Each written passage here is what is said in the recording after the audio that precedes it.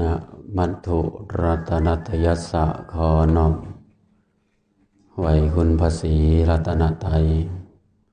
ขอโอกาสพระเดชพระคุณครูบาอาจารย์พระเทรานุเทระทุกวงศ์ขอความสุขความเจริญความงอกงามในพระสัทธรรมขององค์สมเด็จพระศาสดาสัมมาสัมพุทธเจ้าจงบังเกิดมีแด่ญาติโยมสาธุชนผู้ที่มาร่วมประพฤติวัดปฏิบัติธรรมจำศีลอยู่ที่วัด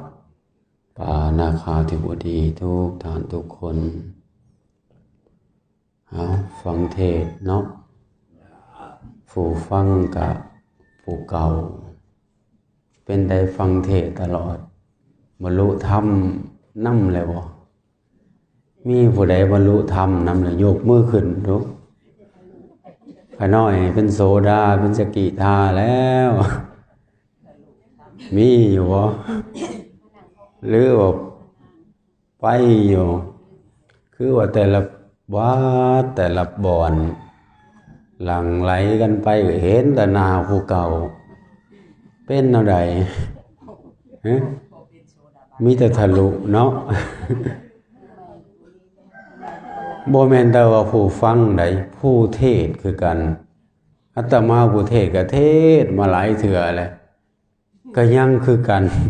กิเลสก็ยังหลายอยู่ความโลภโกรธหลงโอ้ยเต็มมาหยาอยู่หักแนวใดมันหน้าที่ที่จะเทศญาติโยมก็หน้าที่ที่จะฟังก็ฟังไปจังซั่นแหละผู้เทศก็เทศคันสิเว้าแล้วมันก็อาศัยเวลาบ่แม่นว่าสิฟังเทื่อหนึ่งสองเทื่อเลยสิบรรลุธรรมโลดคือญาติโยมนั่นแหละบางคนน่ะฟังก่อนอาตมาบวชก็บ่จักคือจะฟังก่อนบวชแล้วนะเกิดก่อนเนาะฟังก่อนแต่ว่าก็คือสิยังบ่ได้บรรลุดอกเบิ่งก็ได้แต่ว่าก็ดีคือญาติโยมนั่นแหละมาแน่รับแน่นอนแน่บางทีก็เมื่อยแน่ขี้คร้านแน่ก็มันก็ดีกว่าบ่มาดีกว่าบ่เฮ็ดดีกว่าบ่สร้างได้เนี่ยคือเฮามาบางคนก็โอ้ยอาศัยมากินข้าวเปียกจังมาคือผู้นอนอยู่คือสิแม่นขออภัยเด้อคันเว้าไปก็ได้แต่ว่าเป็นจังไดก็อย่าที่เฮามานี่เฮามันต้องเอาประโยชน์ให้มันได้หลายที่สุดทำซ้ำที่มันจะได้บ่แม่นว่าเข้ามาวัดเข้ามาเพื่อบางคนก็ได้กินข้าวเปียกได้นั้นได้นี่เข้ามาก็เพื่อบางคนเข้ามาจับผิดพระก็มีโอ้ยพระอันนี้พระปฏิบัติแนวนี้เนาะกูไปวนอื่นบ่ได้เป็นแนวนี้วนกูไปหันไปหนีเพิ่นพาปฏิบัติคักพระเทศก็คักคันมาไปสิบ่ได้ประโยชน์แหละคันมาไปสิมาจับผิดพระดีบ่ดีเว้าพื้นพระอีกก็มีเด้นั่งสมาธิก็ติ้งนั่นติ้งนี่มีว่าผัวพูดว่า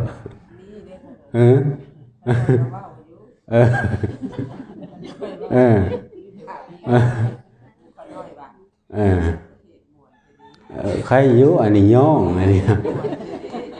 ย่านว่าโอ้ยนั่งสมาธิก็พลิกซ้ายพลิกขวาใส่ว่าสิคักป้านน่ะเป็นผู้นำเป็นผู้สอนว้าวแต่พื้นพระลังเถื่อก็ได้พอสำนันแล้วพระก็ได้ดีบ่ดีกลับเมื่อยังเว้าอีกได้โอ้ยค่อยไปวัดนั่นไปวัดนี่เป็นแนวนั้นแนวนี้พระก็ได้โอ้ยว่าก็แม่นก็ไม่ออกอยู่ดอกพระก็มีกิเลสได้พระก็ได้โดยเฉพาะพระคืออาตมานี่แหละจักแล้วคนผู้อื่นอาตมานี่บ่มีกิเลส มันก็เป็นธรรมดาแหละที่ญาติโยมเว้าญาติโยมว่าก็แต่เฮ็ดนั้นใดจังสิให้มันได้ประโยชน์จากการมาปฏิบัติจากการมาเฮ็ดคุณงามความดีนี่บ่แม่นมาเพื่อจะได้บาปได้สิ่งที่บ่ดีกลับไปเพราะฉะนั้นเฮามาปฏิบัติธรรมนี่สิ่งใดที่มันดีให้เฮาเลือกให้เขาคัดสรรเอาคือกับคนที่เขาเฮ็ดเขาหาหั่นแหละเวลาเขาสิเอาสิ่งใดสิ่งหนึ่งคือเขาเฮ็ดคำหั่นแหละเขาก็ถอกใส่รถเต็มรถไปแต่ว่าเขาก็เลือกเอาแต่สิ่งที่มันดีสิ่งที่มันเป็นประโยชน์สิ่งที่บ่เป็นประโยชน์ก็บ่ควรที่จะเอาไปเห็นคนอื่นบ่ดีสมมุติเอามาอยู่รวมกันนี่บางทีมันหลายคู่หลายคนหลายจิตหลายใจเพราะว่าเฮาก็ต่างพ่อต่างแม่ต่างจิตต่างใจสิให้มันคือกันก็บ่ได้เมื่อเฮามาฮู้เมื่อเฮามาเห็นเฮาก็ควรที่จะศึกษาเรียนรู้เอาสิ่งที่เฮาได้เห็นได้พบพอเอาแต่สิ่งดีๆความหมายก็ได้เอาแต่สิ่งที่มันเป็นประโยชน์เมื่อนำใส่ในชีวิตในกิจในหน้าที่ในการใช้ชีวิตในการทำหน้าที่ก็ให้มันมีความสุขกับการทำหน้าที่เฮาเป็นหยังก็ให้มันมีความสุขในหน้าที่นั้นๆให้พอใจให้ดีใจให้สุขใจในการทำหน้าที่อย่าคิดว่าเฮานี่มีภาระมีหน้าที่คืออาตมานี่ครูบาอาจารย์ให้รับใช้เป็นทั้งครูสอนได้ครูสอนก็เป็นรับใช้คณะสงฆ์ครูบาอาจารย์เพิ่นใช้ก็เป็นถามว่าเมื่อยบ่ลำบากบ่เมื่อยลำบากแต่ว่ามันก็มีความสุขที่จะได้มีความสุขที่ได้เฮ็ดได้รับใช้มีความสุขเพราะว่าการที่เฮาได้เฮ็ดนี่ดีกว่าเฮาบ่ได้เฮ็ดหยังอยู่เกิดขึ้นมาแล้วเป็นคนแล้วบ่เฮ็ดประโยชน์บ่สร้างความดีให้กับโตให้กับสังคมนี่มันก็แฮงบ่ดีแฮงบ่ได้หยังนี่เพราะฉะนั้นญาติโยมคือกันเฮาเป็นนั่นเป็นนี่ก็ให้มันมีความสุขเป็นพ่อเป็นแม่ให้มันมีความสุขในการเฮ็ดหน้าที่แต่ว่ามันสิมีความสุขได้มันต้องมีธรรมได้คือครูบาอาจารย์เทศไปหลายองค์นั่นแหละต้องมีธรรมะในการดำเนินชีวิตในการเฮ็ดหน้าที่ก็ต้องมีศีลมีธรรมนั่นแหละและสำคัญก็ต้องเข้าใจกฎของธรรมดากฎของธรรมชาติอย่างเช่นคือเฮามานี่ง่ายๆที่เฮาเห็นนี่บางทีมามันหนาวฝนตกเฮาก็ต้องทำใจอดทนยอมรับกับสิ่งที่มันเกิดขึ้นคำว่ายอมรับนี่บ่แม่นยอมจำนนบ่แม่นยอมแพ้เลยหมายถึงว่าเมื่อสิ่งใดสิ่งหนึ่งที่มันจะเกิดขึ้นกับเฮานี่โดยเฉพาะกฎของธรรมดากฎของธรรมชาติ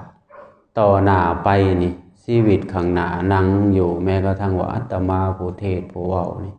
ก็ต้องพบต้องพ้อคือวันข้างหน้านี่บางทีเฮาก็จะต้องเจ็บต้องเฒ่าต้องตายต้องพัดต้องพรากจากของหักของพอใจชอบใจสิ่งเหล่านี้มันจะต้องเกิดขึ้นอยู่แล้วเมื่อมันจะเกิดขึ้นบางทีเฮาก็ฮู้ทั้งฮู้ว่ามันจะเกิดแต่ถ้าว่าเฮาบ่วางใจบ่เตรียมใจยอมรับกับสิ่งที่มันจะเกิดขึ้นข้างหน้าบางทีมันก็เฮ็ดให้เฮานี่ต้องทุกข์ต้องลำบากต้องเจ็บอกเจ็บใจเพราะฉะนั้นเฮามาศึกษาธรรมะก็เพื่อที่จะยอมรับกับปัญหาที่มันจะเกิดขึ้นในวันข้างหน้าหมายถึงว่ามันเกิดขึ้นแล้วยอมรับให้มันได้ทำใจให้มันได้ มีลาภเสื่อมลาภมียศเสื่อมยศมีสรรเสริญนินทามีสุขมีทุกข์นี่สิ่งเหล่านี้มันก็มีอยู่ประจำโลกอยู่แล้วเฮาก็ต้องเตรียมใจยอมรับกับสิ่งเหล่านั้นคันดาว่าเฮาบ่เตรียมใจที่ยอมรับกับสิ่งเหล่าที่มันจะเกิดขึ้นในมือข้างหน้าเฮาก็จะต้องลำบากเฮาก็จะต้องทุกข์เพราะฉะนั้นเฮาจึงปีกโตเจ้าของนี่ออกสละเวลาสละเฮือนซานบ้านสองมาประพฤติปฏิบัติธรรมนี่เพื่อที่จะศึกษาธรรมะและไปใช้ในชีวิตประจำวันนั่นแหละญาติโยมการเฮาบ่เอาธรรมะไปใช้บ่เอาคุณงามความดีไปใช้นี่ชีวิตเฮาก็สิพบพ่อแต่ปัญหาเพราะว่าปัญหานี่มันจะต้องเกิดขึ้นตลอด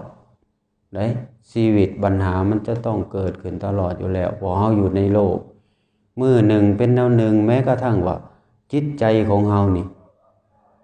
มันก็บ่ดีบางทีก็ได้บางทีมันก็ดีบางทีมันก็บ่ดีแต่ว่าเฮาก็ฝึกฝนเจ้าของนั่นแหละให้จิตใจของเฮานี่มันดีให้จิตใจมันเข้มแข็งเฮาจึงมาปฏิบัติธรรมเฮาจึงมาเข้ากรรมฐานนี่ปฏิบัติธรรมกรรมฐานก็คือที่ตั้งแห่งการงานนั่นแหละหมายถึงว่าฐานหมายถึงว่าเสาเข็มนั่นแหละฐานหรือคานที่จะห้องหับจิตใจให้มันเข้มแข็งขณะว่าจิตใจเฮามันเข้มแข็งมันมีแห้งแล้วเวลาพบพ่อความทุกข์บางทีมันก็เอาชนะมันก็ผ่าอุปสรรคไปได้คันว่าจิตใจเฮามันอ่อนแอมันท้อมันแท้เฮาก็สิยอมจำนนเฮาก็สิยอมแพ้ต่ออุปสรรคต่อปัญหาต่างๆนี่เพราะฉะนั้นเฮาจึงมาปฏิบัติธรรมเข้ากรรมฐานเพื่อที่จะฝึกจิตใจเฮานี่แหละคันว่าจิตใจเฮามันดีแล้วมันฝึกดีแล้วมันจังสิเป็นสิ่งที่ประเสริฐมันจังสิประเสริฐได้เด้บ่แม่นว่าเฮาเกิดว่าเป็นมนุษย์เกิดมาเป็นคนบางทีก็ร่ำรวยสวยงามมีครบหมดทุกอย่าง32ประการก็ยังบ่การันตีว่าเฮานี่เป็นผู้ประเสริฐเป็นผู้ที่ดีมันก็ยังบ่การันตีมันต้องสิการันตีด้วยหยังสิมีเครื่องยืนยันจากหยังมันต้องยืนยันว่า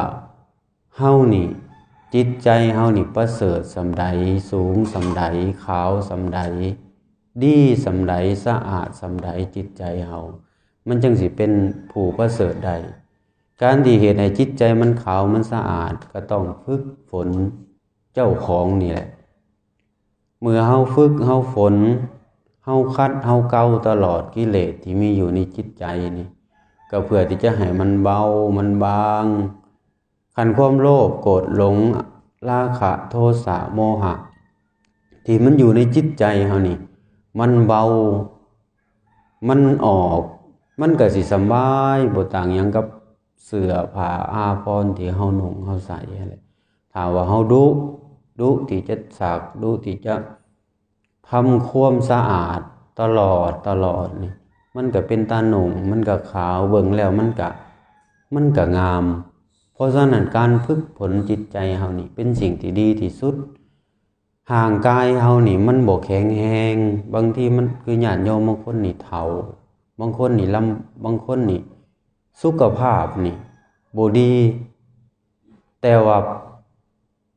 กงกันข้ามกับจิตใจนี่บางทีมันเข้มแข็งคือญาติโยมผู้เฒ่านี่แหละ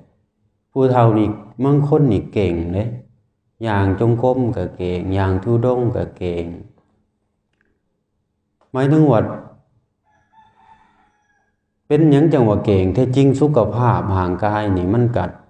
60-70 ปีแหละเป็นหยังเฮาจังเฮ็ดได้เพราะว่าจิตใจที่มันเข้มแข็งหั่นแหละเพ บางทีเกิดมีโรคมีไฟ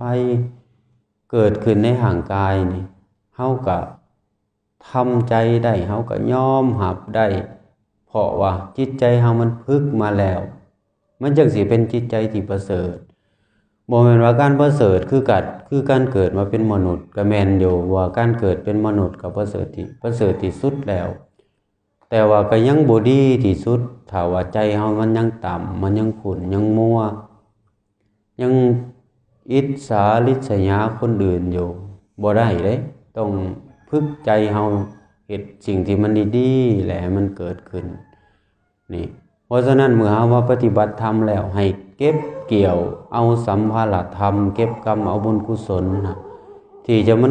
มันเกิดขึ้นที่เฮาจะได้รับนำไปใช้ในชีวิตในชีวิตประจำวันของเจ้าของอย่างเช่นสมมุติเฮาเป็นคนมักฆ่าสัตว์ตัดชีวิตหั่นนะเฮาเป็นคนมักฆ่าสัตว์ตัดชีวิตเฮ็ดจั่งใดเฮาจังสิลดลงได้เฮาก็ต้องลดเมื่อมาแล้วเฮ็ดจั่งใดเป็นคนมักโลภมักอยากได้ของคนอื่นเฮาก็ต้องลดมันลงได้บ่แม่นสิมีแต่อยากเอาไปปฏิบัติธรรมก็เอาหมดเรื่องเถื่อก็ได้ไปเพื่อเอาไปเพื่อนั่นเพื่อนี่ไปเพื่อกินอันนี้มันก็บ่ลดแล้วก็สิเว้าแล้วก็ได้เพราะฉะนั้นต้องลดมันลงแม้กระทั่งว่าความหักอย่างเช่นศีลข้อ3เฮาเคยคิดมักคนอื่นที่เขามีคู่มีครองแล้วเฮาก็ต้องลดลงอีกเด้ลดแล้วก็บ่เฮ็ดเลยหั่นแหละก็สิเว้าแล้วเฮาเคยเว้าตัวเฮาเคยเว้าพื้นเคยนินทาคนอื่นเฮาก็ต้องลดลงอีกมันจึงสิเป็นเครื่องการันตีว่าเฮานี่ปฏิบัติธรรมได้รับผลแม้กระทั่งว่าเฮาเคยซื้อเลขเคยกินเหล้าเมายาเคยเล่นการพนันต่างๆก็ต้องลดมันลงได้มันจึงสิได้มันจึงสิดีบ่ให้นำมาแล้วเมื่อก็คือเก่าปฏิบัติก็คือเก่าได้อยู่แต่ว่ามันบ่สมกับมาปฏิบัติเฮามานี่คือครูบาอาจารย์เพิ่นเว้าแหละเฮาเสียเวลาลูกผัวตั้งแต่ผู้มีลูกมีผัวผู้มีเฮือนมีซ่านก็ต้องถิ่มต้องปะต้องสาระเฮือนซ่านบ้านสองมาประพฤติปฏิบัติธรรมนี่เขาสิเว้าแล้วเฮาก็เสียสละเวลาที่มีคุณค่ามาเฮ็ดสิ่งเหล่านี้แต่ว่ามาแล้วก็เมื่อแล้วก็ยังคือเก่าสมมุติว่ายังบ่ดีกว่าเก่าอันนี้ก็น่าคิดได้เฮาได้นักปฏิบัติธรรมเพราะฉะนั้นคือญาติโยมนั่นแหละปฏิบัติไปตลอดก็ให้มันได้ประโยชน์จากการไปนี่แหละให้มันได้ประโยชน์ที่สุดส่ำที่เฮาจะได้เพราะว่ามันสิเป็นเครื่องการันตีชีวิตเฮาอยู่ในโลกนี้เฮ็ดจังไดมันจังสิมีความสุขมันจังสิมีความสบายทางกายทางใจได้และเมื่อเฮาจากโลกนี้ไปเด้มันสิชีวิตเฮานี่บ่ได้จบลงแต่ว่าตายแล้วก็ตายไปซื่อๆบ่แม่นเด้เฮาจะต้องเวียนว่ายตายเกิดจะต้องไปสู่สัมปรายภพเบื้องหน้าแต่ถ้าว่าเฮาบ่มีเครื่องส่งเครื่องที่จะส่งเฮาไปสู่ให้มันสูงๆหั่นน่ะอย่างเช่นไปเกิดเป็นมนุษย์คือเก่าไปเกิดเป็นเทวดาหรือว่าไปสู่มรรคผลนิพพานพุ่นแหละแต่ถ้าบ่มีเครื่องส่งคือบุญคือกุศลนี่มันก็บ่ปลอดภัยในวัฏสงสารบ่ปลอดภัยเด้คือญาติโยมเห็นนี่แหละเลดลิงเลไลแมงไหม้ที่มันตอมดอกไผ่นี่แม้กระทั่งว่าสัตว์สาวาสิ่งเหล่านี้ญาติโยมว่ามันเคยเป็นหยังมามันก็เคยเป็นคือเฮานี่แหละเคยเป็นคนเคยเป็นสัตว์เพิ่นก็เคยเป็นพระเป็นเจ้าก็มีเด้สิ่งเหล่านี้มันเคยเป็นมาแล้วเลดลิงเลไลขี้โกะขี้เกียมที่มันมีที่เฮาเห็นอยู่นี่เป็นหยังเขา จังเป็นกี่โกะกี่เกี่ยมเป็นแมงเป็นไหมเพราะก็เพราะว่าความประมาทนั่นแหละในขณะที่มีชีวิตอยู่ประมาทในบุญประมาทในคุณงามความดีประมาทในชีวิตบ่เฮ็ดดอกบุญยังหนุ่มยังน้อยบุญบ่มีดอกบาปบ่มีดอกบ่สนใจที่จะสร้างบุญกุศลคุณงามความดีนี่แหละอันนี้เขาเรียกว่าประมาทแม้กระทั่งว่าประมาทในชีวิตยังหนุ่มยังน้อยยังบ่เฒ่าบ่เข้าวัดฟังธรรมบ่จำศีลบ่เฮ็ดคุณงามความดีแม้กระทั่งว่าประมาทในทรัพย์สมบัติโอ้ยเฮารวยอยู่บ่เฮ็ดก็อย่าบ่ให้ทานก็อย่าหมู่ให้ทานหมู่ซอยเหลือเฮาก็บ่เฮ็ดเฮาก็บ่สนใจนี่แหละก็ว่าย้อนสัตว์เหล่านั้นประมาทในการเกิดมาเป็นมนุษย์เกิดมาเป็นคนชีวิตมันจึงเป็นไปต่างๆนานาคืออาตมาเคยว่าคนเฮานี่นั่งอยู่นี่บ่เคยมีผู้ใดที่บ่เคยเป็นพ่อเป็นแม่เป็นพี่เป็นน้องเป็นลูกเป็นเต้าเฮานี่เคยเป็นพ่อเป็นแม่กันมาเมิดแต่ว่ามันจำบ่ได้หลายภพหลายชาติหลายกับหลายอาสงไขยพระพุทธเจ้าผ่านไปหลายพระองค์แล้วเฮาก็ยังบ่ได้บรรลุธรรมบ่ง่ายๆซะเฮาก็เวียนว่ายตายเกิดพระพุทธเจ้าผ่านไปจักองค์เลย10องค์20องค์แล้วแต่ละองค์สิมาตัดสรู้ก็เป็นหมื่นเป็นแสนเป็นล้านเป็นกับเป็นอาสงไขยเฮาก็คือสิยังเป็นผู้ประมาทอยู่เบิ่งพวกเฮานี่แม้กระทั่งว่าอาตมาผู้เว้านี่แหละเฮาก็ยังเป็นผู้ประมาทอยู่เฮาจึงเวียนว่ายตายเกิดเพราะฉะนั้นเกิดมาอีกคล้ายๆว่าให้เฮาได้แก้โตเมื่อเฮามีโอกาสแก้โตแล้วคือญาติโยมนี่ดีและอันนี้ผู้มาปฏิบัติธรรมดีแหละแต่ว่าปัญหาว่าผู้ที่บ่สนใจนะมันมีปัญหามันนี่คือเฮานี่คือสิปลอดภัยแหละในวัฏสงสารสมมุติว่าคันอย่างน้อยบ่ได้ไปนรกก็คือสิได้เกิดเป็นมนุษย์เป็นคนอุดมสมบูรณ์นั่นแหละอย่างน้อยแหละพวกเฮานี่อย่างน้อยก็คือชีวิตอบายพอบุญกุศลเฮ็ดมามันก็หลาย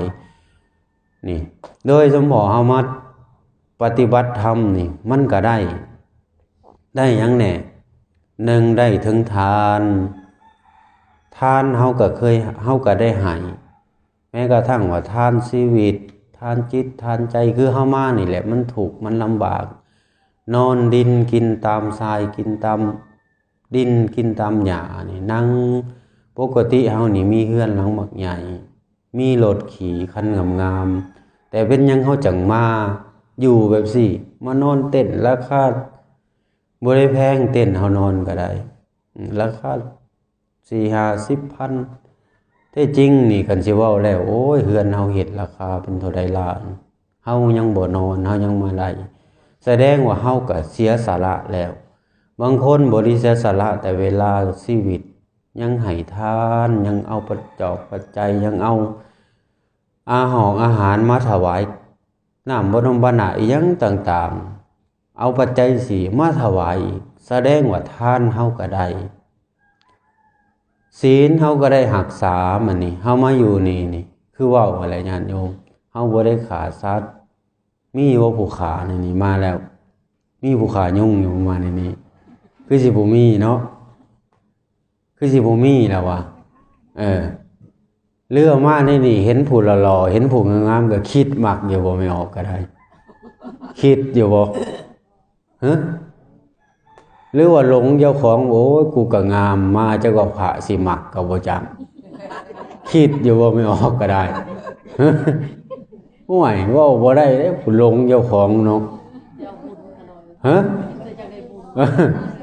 โอ้ยกูก็ผู้หนึ่งได้มานี่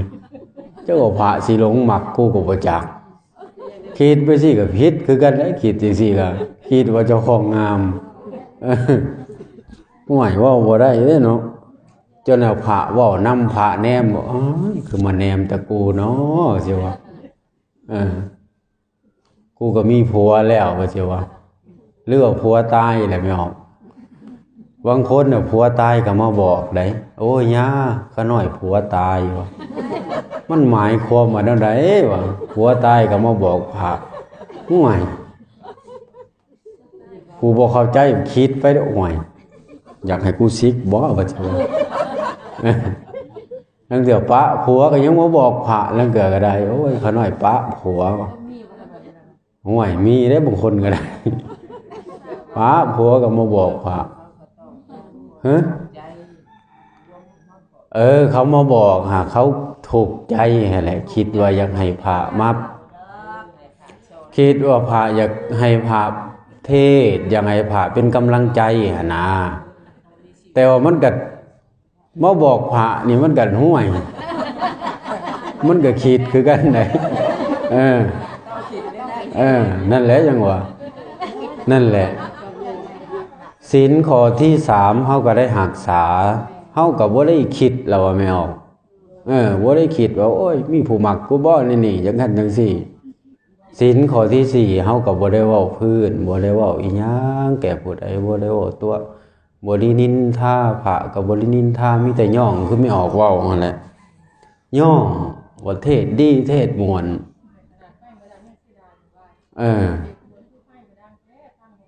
โอ้อันนี้เห็นบ่นั่นแหละศีลข้อที่5ที่ยังเฮาก็ได้รักษาเมิดแม้กระทั่งข้อที่8ที่9เฮาก็ได้รักษาศีลการรักษาศีลนี่มันก็มีอานิสงส์ญาติโยมคือญาติโยมฮู้คือเพิ่นสรุปลงท้ายให้แต่ละเทื่อให้แหละเวลาเฮาหับศีลสิศีล5ศีล8ศีลอีหยังก็แล้วแต่เพิ่นก็สิสรุปลงให้เฮาว่าการที่รักษาศีลมีศีลนี่นึงมีโภคทรัพย์มีความสุขและก็ไปสู่เป็นหนทางนำไปสู่มรรคผลนิพพานได้การที่เฮามีศีลนี่ได้คือเพิ่นถ่ายสีเลนะสุคติยันติโภคสัมปทาไปหั่นแหละมันก็มีความสุขคนเฮาสิร่ำสิรวยก็อาศัยมีศีลนี่แหละเป็นห้องหับศีลนี่เป็นพื้นฐานของสมาธิคันผู้ใดมีศีลสมาธิก็เกิดไวมีความสงบไวจิตใจก็เย็นจิตใจก็แข็งแกร่งไปอยู่ไสเฮาก็บ่ย้านสิบ่ย้านฮอดผีผู้ใดเขาจะเว้าแล้วคนที่ย้านผีนี่คันสิเว้าแล้วก็คือคนย้านตายอะไรไม่ออกเพราะว่าศีลก็คือสิยังบ่รักษาหั่นแหละเนาะศีลบ่บริสุทธิ์อาตมาก็ย้านได้ผีได้เพราะว่าโอ้ยยังบ่อยากตายแล้วความหมายก็ได้มันย้านนั่นเดียวก็ได้นี่แหละศีลเฮาก็ได้รักษาภาวนาเฮาก็ได้เห็นบ่เฮามาแล้วเฮามาเจริญสมาธินั่งสมาธิให้จิตใจมันสงบให้จิตใจมันดีบุญกุศลส่วนนี้แสดงว่าเฮานี่ได้เฮ็ดได้กระทำก็เป็นเครื่องป้องกันภัยในวัฏสงสารได้เด้ญาติโยมเฮาเฮ็ดจังซี่เป็นเครื่องป้องกันภัยในวัฏสงสารแม้กระทั่งว่าเฮาสิตายไปจากโลกนี้ไปอย่างน้อยเฮาก็คือสิได้รับบุญกุศลจากที่เฮาเฮ็ดจากที่เฮาทำนี่แหละเพราะว่าสิ่งที่จะติดโตเฮาไปสู่สัมปรายภพคือภพเบื้องหน้ามีแต่บุญมีแต่บาปเพราะฉะนั้นเมื่อเฮาเกิดมาในโลกเฮาเฮ็ดเฮาหาคือเฮาสิเข้ามานี่แหละอาตมาเข้ามาแต่ละเทื่อเข้ามาวัดแถวนี้ขี่รถมาก็มีแต่ผู้เฮ็ดผู้หามีแต่ผู้ค้าผู้ขายเขาแสวงหาทรัพย์สมบัติสิ่งของภายนอกก็เพื่อให้เจ้าของนี่มีความสุขมีความสบายเขาแสวงหาสิ่งเหล่านั้นแสวงหาปากกัดตีนถีบคำบ่ได้ยืนขึ้นบ่ได้อยู่แต่ว่าเฮาทั้งหลายนี่ผู้ว่าง่ายๆว่าผู้มีปัญญาสานกเฮาผัดมาแสวงหาอริยทรัพย์คือทรัพย์ที่ประเสริฐนี่ทรัพย์หยังทรัพย์ที่ประเสริฐทรัพย์คือบุญคือกุศลคือคุณงามความดีนี่แหละเพราะว่าทรัพย์อันนี้นี่คือเฮาฟังตลอดนั่นแหละฟ ฟก็ไหม้บ่ได้น้ำก็ผัดไปบ่ได้โจรขีบขโมยก็ลักไปบ่ได้หมายถึงว่ามันสิเป็นทรัพย์ที่ประเสริฐที่เลิศคำว่าประเสริฐก็คือทรัพย์ที่ดีนั่นแหละถ้าว่าทรัพย์ภายนอกที่เฮามีอยู่นี่มีรถมีเรือนมีศาลมันก็บ่การันตีว่าจะให้เฮามีความสุขได้ตลอดบางคนหาทรัพย์สมบัติมาหลาย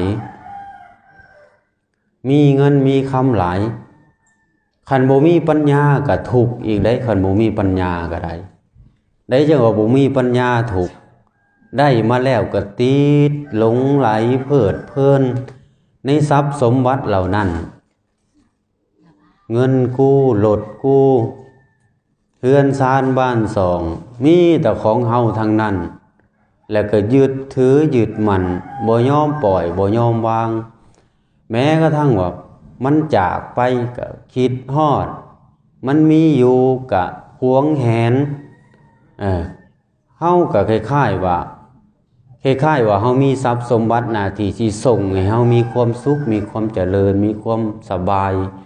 แต่ว่ากงกันขามมีทรัพย์สมบัติหลายก็แห้งถูกหลายบางคนแต่บางคนมันนี่มีทรัพย์สมบัติหลายก็บ่ได้ถูกได้มีเงินมีคำก็เอาไปสร้างน้ำก็ทำบุญเฮ็ดตามเจ้าของพ่อได้ให้แหละก็บ่ว่าดอกเฮ็ดจนว่าทานจนว่าหมดเฮ็ดจนว่าหมดก็เฮ็ดให้มันสำใดสำหนึ่งนั่นแหละมันก็มีความสุขได้อย่างเช่นมีเรือนหลังใหญ่ๆเฮายังมาปฏิบัติธรรมได้มีลูกมีผัวมีทรัพย์สมบัติเฮาก็จะสละมาปฏิบัติธรรมได้แสดงว่าเฮานี่ก็เอาประโยชน์จากทรัพย์สมบัติได้หลายและมีเงินก็ไปหาซื้ออาหารมาเฮ็ดบุญใส่บาตรญาติน้ำมันก็มีความสุขเฮามีศีลเฮามารักษาศีลมาเจริญภาวนานี่อันนี้แหละมันก็ดีญาติโยมก็สิเว้าแล้วมันก็ดีที่สุดแหละเฮามาเฮ็ดเมื่อมันดีมันก็เป็นเครื่องยืนยันว่าเฮาไปสู่สัมปรายภพนี่เฮาก็สิได้หักบุญกุศลส่วนนี้ที่เฮาจะไปคืออาตมาเว้าชีวิตเฮาเวียนว่ายตายเกิดคันเฮาประมาทเฮาก็สิตกเป็นทาสของกิเลสตัณหาเมื่อล้มหายตายจากก็สิเป็นสัตว์เดรัจฉานเป็นแมงไหม้แมงหยังญาติโยมว่าเป็นสัตว์เดรัจฉานตกในนรกแม้กระทั่งว่าเป็นตกอยู่ในนรกนี่มันก็ยังถูกทรมานแล้วเห็นบ่ในศาลาเขาแต้มไว้คนเฮ็ดบาปผิดศีลหาขอเขาแต้มไว้ในศาลาหอแจกญาติโยมก็สิเห็นที่ไปก็ได้โยมพิบาลเฮ็ดนั่นเฮ็ดนี่ทำลายนั่นทำลายนี่เฮ็ดใส่เฮาเฮ็ดใส่ในหูปนั่นว่ามันถูกสำใดไม่ออกว่ามันถูกมันยากมันลำบากสำใดที่เฮาได้รับความทุกข์เหล่านั้นแม้กระทั่งว่าเกิดมาเป็นสัตว์เดรัจฉานเห็นบ่หมามันหนาวมันก็บ่สามารถที่จะห่มผ้าอีหยังได้งัวควายคือกันมันหนาวมันก็ต้องทนมันก็ต้องลำบากอีหยังคือกันแหละสัตว์เดรัจฉานมันบ่สามารถที่จะมีปัญญาคือเฮานี่ได้เฮานี่เกิดมาเป็นคนหิวก็อาศัยหากินร้อนกับเปิดกับเปิดพัดลมเปิดอีหยังใส่เปิดแอร์ใส่มันหนาวก็ยังมีผ้าตุ้มยังมีผ้าหยังนี่เพราะฉะนั้นให้เฮาเบิ่งว่าสัตว์เหล่านั้นนี่ที่มันเกิดมาเป็นสัตว์เดรัจฉานนี่ว่ามันทุกข์มันยากมันลำบากสำใดบางคนเฮ็ดบุญบ่หลายเป็นอยู่เป็นมนุษย์เป็นคนอยู่แต่ว่าเฮ็ดบุญบ่หลายคือเฮาเป็นจังได๋มื้อนี้คือญาติโยมเห็นในหนทางนั่นแหละบางคนก็นอนนำหนทางบางคนก็ไปนอนบ่อนบ่มีผ้าแอ้มบ่มีหลังคามุงบางทีก็นอนหนาวนอนร้อนเกลือยุ่งอยู่หั่นก็ย้อนว่าบุญบ่หลายนี่แหละเพราะฉะนั้นเฮานี่เกิดมาเป็นคนเกิดมาเป็นมนุษย์บุญหลายญาติโยมบุญหลายสายยาวก็อย่าให้เฮาประมาทให้เฮาเอาบุญเก่า มาต่อบุญใหม่เอาประโยชน์จากการเกิดมาเป็นมนุษย์เกิดมาพบพุทธศาสนาได้มาเติมมาเสริมมาต่อพอว่าบุญนี่มันก็หมดได้เพิ่นเว้าได้บ่ต่างหยังกับไฟตะเกียงนี่แหละคันเฮาบ่ไปเติมน้ำมันตะเกียงไฟมันก็หมดเพราะฉะนั้นเฮ็ดจังไดมันจังสิบ่หมดเฮาก็ต้องเติมน้ำมันบุญกุศลคือกันบ่แม่นเฮาเกิดมาเป็นคนร่ำคนรวยหังมีเป็นดีแล้วบ่เฮ็ดดอกบ่ทำดอกซำนี้ก็พอแล้วหรือว่าเฮามีแล้วชาตินี้บางทีเฮากินแต่บุญเก่าชาติก่อนๆเคยเฮ็ดคุณงามความดีมาเฮามาหับใช้ในชาตินี้ผัดสิเซาว่าสิยุติบ่ได้เด้นี่เพราะฉะนั้นเฮาเฮ็ดไปตลอดญาติโยมแม้กระทั่งว่าการปฏิบัติธรรมคือกันคือเฮามาเฮ็ดปฏิบัติธรรมมื้อนี้ปฏิบัติธรรมในงานนี้หรือว่าในงานที่ผ่านมาหั่นแหละการปฏิบัติธรรมมื้อนี้นี่สิ้นสุดในมื้อนี้แต่ว่ามันก็บ่สิ้นสุดในการปฏิบัติธรรมตราบใดที่เฮายังมีกิเลสยังมีตัณหายังมีความโลภโกรธหลงอิจฉาริษยายังมีราคะโทสะครอบงำจิตใจเฮานี่เฮาจะต้องปฏิบัติขัดเกลาไปตลอดบ่แม่นว่าจบเพียงสำนี้บ่ได้จบการปฏิบัติตราบใดที่เฮาไปเกิดอยู่บ่อนอื่นเกิดอยู่ชาติอื่นถ้าว่าเฮายังเวียนว่ายตายเกิดนี่เฮาก็จะต้องเพียรพยายามเฮาเกิดเป็นมนุษย์แม้กระทั่งว่าเกิดเป็นเทวดาเกิดเป็นพรหมก็ยังบ่ได้ชื่อว่าปลอดภัยเด้เป็นเทวดาก็ตกนรกได้เป็นเทวดาก็กลับมาเกิดเป็นสัตว์เดรัจฉานได้ครับเป็นเทวดาก็กลับมาเกิดเป็นมนุษย์ได้เกิดอยู่ในสวรรค์แล้วบ่แม่นว่าสิปลอดภัยสิมีความสุขได้เพราะฉะนั้นเพิ่นจึงเอิ้นเฮาว่าสัตว์นี่แปลว่าหยังสัตว์แปลว่าผู้ครองอยู่ในโลกแปลว่าผู้ยังต้องเวียนว่ายตายเกิดนั่นแหละ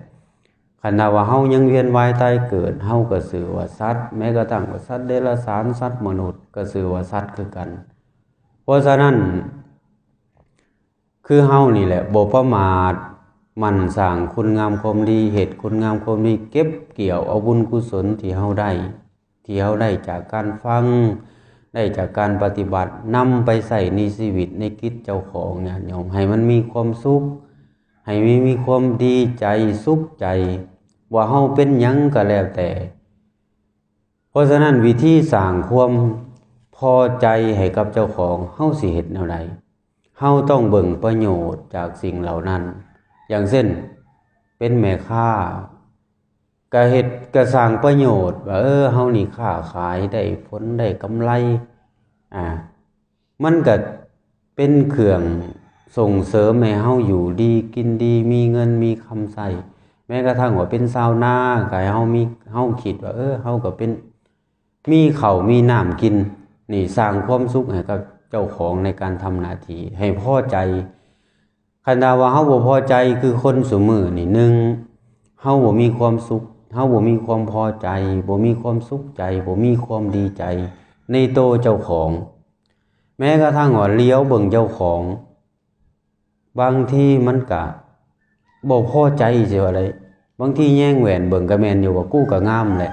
แย่งแหวนอยู่ก็บ่มีผู้ใดว่าเจ้าของขี้ร้ายแต่ว่าก็ยังติเจ้าของอยู่เลยบางทีก็ได้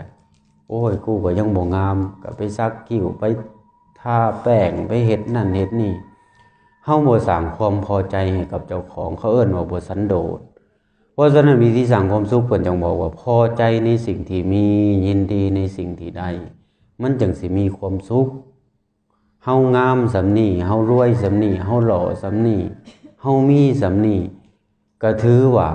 ให้พอใจซะบ่แม่นว่าได้สำนี้หมายถึงว่าเมื่อเฮามีเมื่อเฮาหาได้นะญาติโยมอย่างเช่นเฮาหาเงินคำได้มื้อนี้ได้ล้าน1 2ล้านสมมุติ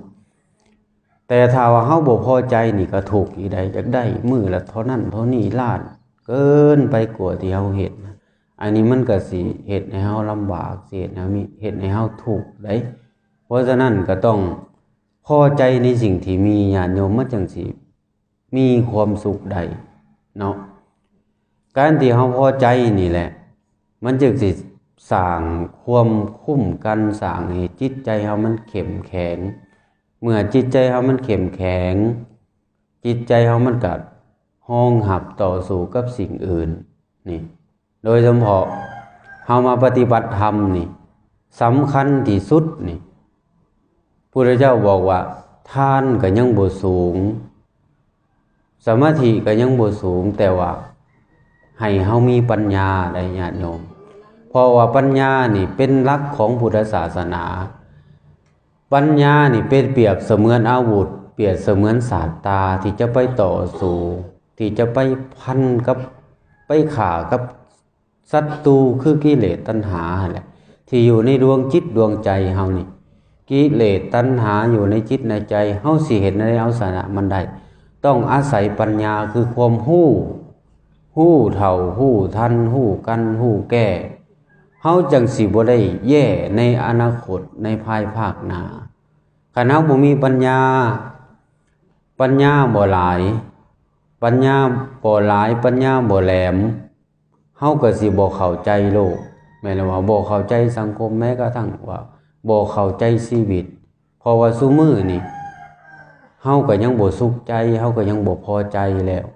เพราะว่าปัญญาเฮาบ่หลายคันคนมีปัญญานี่แบบใดก็มีความสุขหมดคือพระพุทธเจ้าพระอรหันต์นั่นแหละพระพุทธเจ้าออกบวชบ่ได้มีโลดบ่ได้มีทรัพย์บ่สมบัติอีหยังพระพุทธเจ้ายังสร้างความสุขให้กับเจ้าของได้แท้จริงการบ่มีหยังเลยพุทธเจ้าออกบวชนะมีแต่ผ้า3 ผืนมีบาตรหน่วยหนึ่ง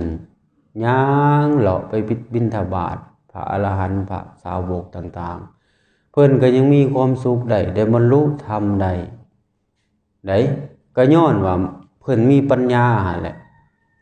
คันว่าเฮาปัญญาเฮาบ่หลายนี่บ่ฮู้เท่าทันแม้กระทั่งว่าบ่ฮู้อนิจจังทุกขังอนัตตาบ่ฮู้การเปลี่ยนแปลงของร่างกายของจิตของใจนี่บางทีเฮาก็ต้องทุกข์ต้องลำบากต้องยากในการดำเนินชีวิต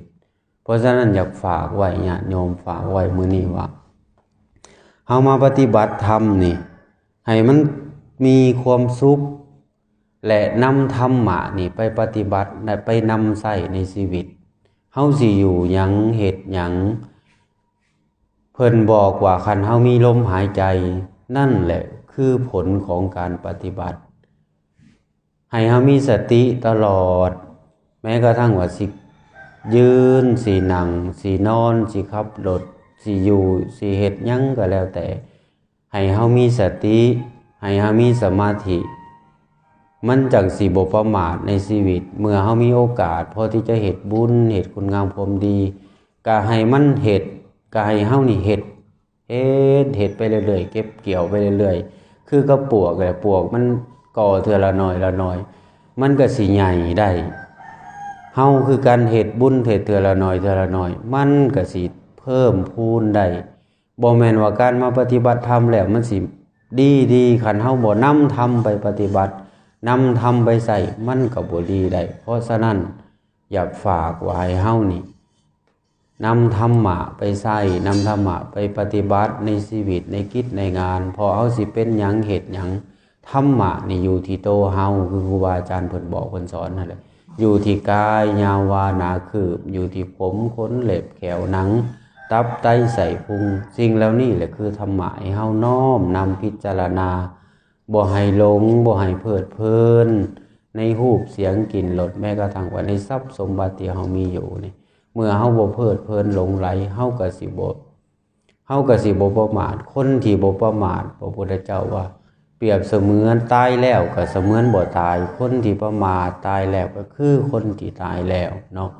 เอาเพราะฉะนั้นเว้ามาก็สมควรแก่เวลาท้ายสุดท้ายอาตมาภาพขออ้างอิงเอาคุณพระศรีรัตนตรัยคุณพระพุทธคุณพระธรรมคุณพระสงฆ์และบุญกุศลคุณงามความดีที่ครูบาอาจารย์ญาติโยมได้ร่วมกันประพฤติปฏิบัติแต่อดีตจนถึงปัจจุบันขอให้บุญกุศลเหล่านั้นจงมาล้อมรวมเป็นเดชะเป็นภละเป็นปัจจัยเป็นอุปนิสัยตามทรง ให้พวกเฮาทั้งหลายจงมีแต่ความสุขความเจริญได้ดวงตาเห็นธรรมได้เข้าถึงพระนิพพานทุกท่านทุกคนด้วยเถิด